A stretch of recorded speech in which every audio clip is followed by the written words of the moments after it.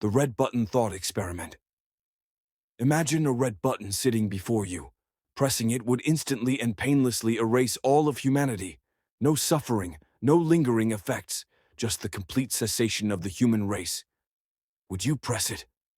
This thought experiment forces us to confront deep questions about existence, suffering, and the moral weight of our choices. Humanity is deeply flawed. Wars, environmental destruction, inequality, and suffering are ever present. The person contemplating the button must consider whether humanity's existence causes more harm than good. Is the world better with humans, or would our absence alleviate suffering for both ourselves and the planet? The red button offers a radical solution, an end to all human suffering forever. This is not about impulsive decision-making, but careful reflection on the complexities of existence. Does life have intrinsic value regardless of suffering? Some argue that life, even with its imperfections, is worth preserving for its beauty, love, creativity, and growth. Others counter that suffering outweighs these positives, making non-existence preferable. Philosophers like Arthur Schopenhauer argue that life is a cycle of desire and dissatisfaction, where fleeting happiness is overshadowed by pain. From this view, pressing the button might seem an act of mercy. However, suffering also gives life depth. Without it, could we truly appreciate joy, love, or achievement? Ethically, does anyone have the right to decide for all of humanity? While some endure profound suffering, others find immense fulfillment. The red button simplifies this diversity into a binary choice, assuming one perspective can encapsulate all human experience. Hope is another consideration. Humanity has demonstrated resilience, scientific advancements, social progress, and compassion. Pressing the button would erase not only suffering, but also potential. Could we justify ending the possibility of a better future, despite present hardships?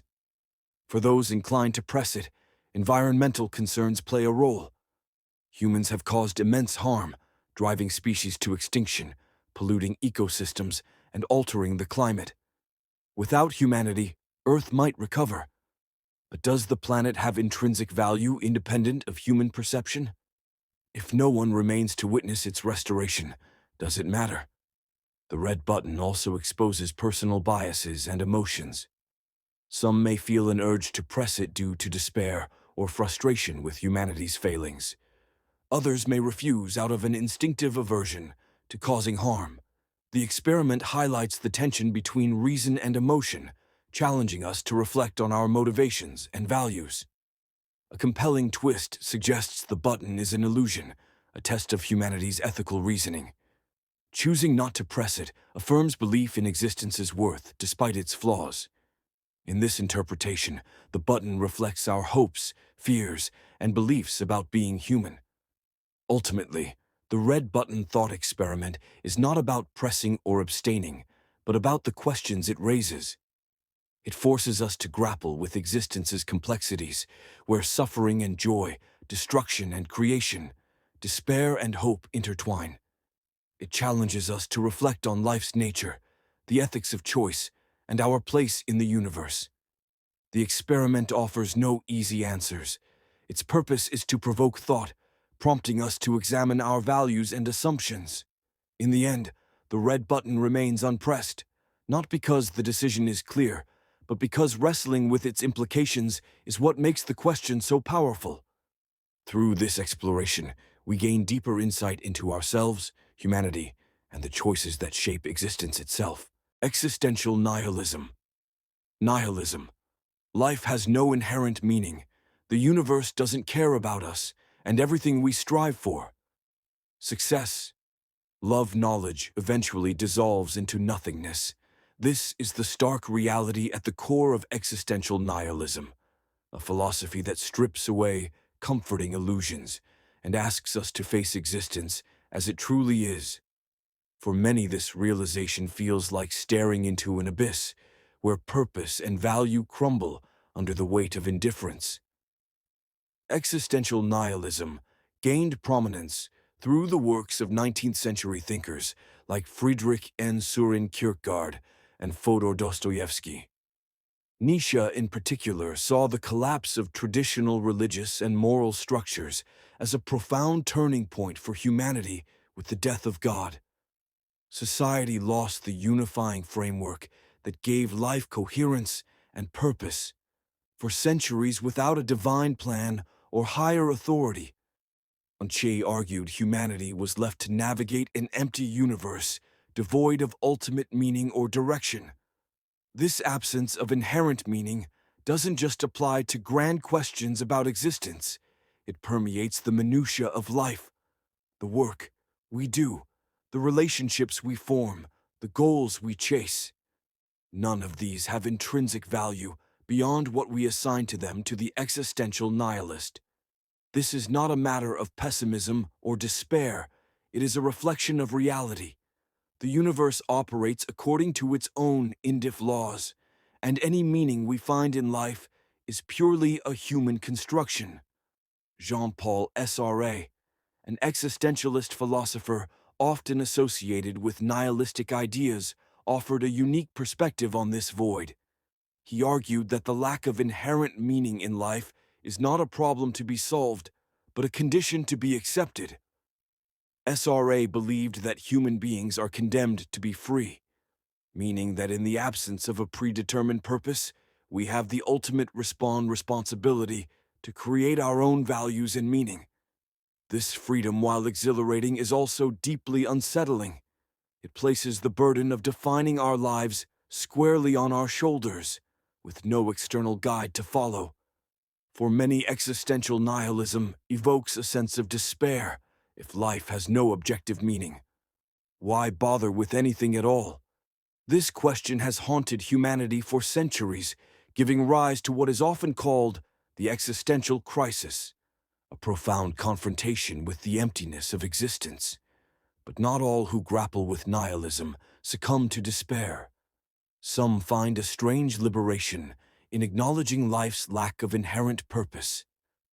By rejecting imposed meanings, they feel free to live authentically, without the weight of societal expectations or the need to conform to arbitrary standards. This freedom, however, comes with its challenges. Without a universal framework, how do we determine what is good or bad, worthwhile or wasteful? Nihilism doesn't provide clear answers. It doesn't tell us how to live or what to value. Instead, it forces us to confront our own capacity for meaning. Making for some, this leads to a deeper appreciation of life's fleeting moments. A sunset, a shared laugh, a quiet walk, precisely because they are temporary and unbound by cosmic significance. Critics of existential nihilism often accuse it of being overly bleak, even destructive. They argue that a worldview devoid of meaning can lead to apathy, selfishness, or moral chaos. Yet many philosophers and artists have used nihilism as a starting point for profound creativity and insight. Fyodor Dostoevsky's novel, The Brothers. Karamazov explores the moral implications of a world without God, asking whether humanity can maintain morality without divine authority. Albert Camus, while not strictly a nihilist, engaged with similar themes in his concept of the absurd, the tension between our desire for meaning and the universe's indifference. Camus famously asked whether life is worth living in the face of this absurdity. His answer was not to abandon life, but to embrace its contradictions in works like the myth of Copus. He argued that we must imagine Copus condemned to endlessly roll a boulder up a hill as happy the act of living, of continuing, despite the lack of ultimate meaning, becomes an act of rebellion against the void. Existential nihilism doesn't offer solutions or solace. It doesn't promise a brighter future or a hidden truth waiting to be discovered. Instead, it strips away illusions, challenging us to confront the stark reality of existence and decide what to do with it. For some, this confrontation is paralyzing. For others, it is a call to create, to act, and to live as fully as possible in the face of life's impermanence. In the end, existential nihilism leaves us with a paradox. By denying inherent meaning, it forces us to recognize the immense power we have to shape our own lives. The absence of cosmic purpose doesn't negate the value of existence. It shifts the focus to the here and now, to the choices we make, and the relationships we form. It is both a burden and a gift, a reminder that while the universe may be indifferent, our lives are ours to define the meaning of quietism. What if the best way to solve the problems of life is to stop trying to solve them altogether? This is the provocative idea at the heart of quietism, a philosophy that encourages us to let go of the struggle for answers and accept life as it is. Quietism isn't about resignation or defeat. It's about stepping back from the endless noise of human ambition and finding peace in simplicity and stillness. To understand quietism, imagine a person standing in a river, fighting against the current. They expend all their energy, struggling to move forward, only to stay in the same place or be swept backward. Quietism suggests that instead of resisting the flow of the river, we should surrender to it, allowing ourselves to be carried along. This doesn't mean giving up. It means recognizing the futility of certain struggles and choosing a path of harmony. Instead, the origins of quietism can be traced to various philosophical and spiritual traditions in Western philosophy. It is often associated with figures like Pyrrho, the ancient Greek philosopher who founded skepticism, but believed that certainty about life's big questions is impossible, and that striving for such certainty only leads to anxiety and frustration. His solution was to embrace a state of suspension, where one refrains from making definitive judgments and instead approaches life with equanimity and openness. For Pyrrho, this state of detachment was the key to achieving inner peace in early modern Europe. Quietism took on a spiritual dimension with the work of thinkers like Miguel de Molinos, a Spanish priest who advocated for a contemplative life focused on surrender to the divine. Molinos argued that the soul finds true peace not through effort or action, but through complete stillness and trust in God. This version of quietism emphasized the futility of human striving in the face of divine will and called for a radical acceptance of life. Circumstances quietism is not limited to Western traditions. In many ways, it resonates with Eastern philosophies such as Taoism and Zen Buddhism. The taste concept of woi, or effortless action, aligns closely with the quietist idea of non-striving. Similarly, Zen teachings often emphasize the importance of letting go of attachment and embracing the present moment as it is. While these traditions have distinct cultural and historical contexts, they share a common thread: the belief that peace comes not from control or achievement, but from surrender and acceptance. One of the central challenges of quietism is its apparent passivity. Critics argue that it can be an excuse for inaction or a way to avoid responsibility. If we simply accept life as it is, aren't we turning a blind eye to suffering and injustice? Quietists would counter that their philosophy is not about indifference, but about perspective. They suggest that much of our suffering comes not from the world itself, but from our attempts to impose our will on it. By stepping back, we can see things more clearly and act with wisdom and compassion rather than being driven by ego or desperation. In the realm of philosophy, Ludwig Wittgenstein's later work reflects a quietist approach.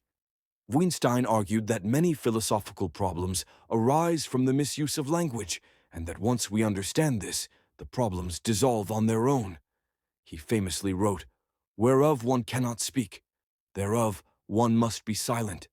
For Wittgenstein, the role of philosophy was not to provide solutions, but to show the limits of our understanding and help us find peace within those limits. Quietism also has implications for how we approach personal and societal challenges in a world obsessed with productivity, progress, and self-improvement. Quietism offers a countercultural perspective. It invites us to question whether our relentless pursuit of more success, more knowledge, more control, is truly making us happier, or whether it is simply creating more stress and dissatisfaction. By stepping back from the constant cycle of striving, we may discover a deeper sense of contentment and clarity. despite its emphasis on stillness and acceptance. Quietism is not a one-size-fits-all philosophy. It requires careful reflection and balance. For some, it may be a way to navigate the existential uncertainties of life. For others, it may serve as a reminder to slow down and focus on what truly matters. In either case, quietism challenges us to rethink our relationship with action and inaction, with control and surrender. Ultimately, quietism is a philosophy of simplicity. It doesn't promise easy answers or quick fixes. Instead, it offers a profound shift in perspective, a way to find peace. Not by changing the world, but by changing how we engage with it. In a noisy and chaotic world, quietism invites us to embrace silence, stillness, and the quiet power of letting go. It reminds us that sometimes the most profound truths are found not in striving for more, but in learning to be content with less.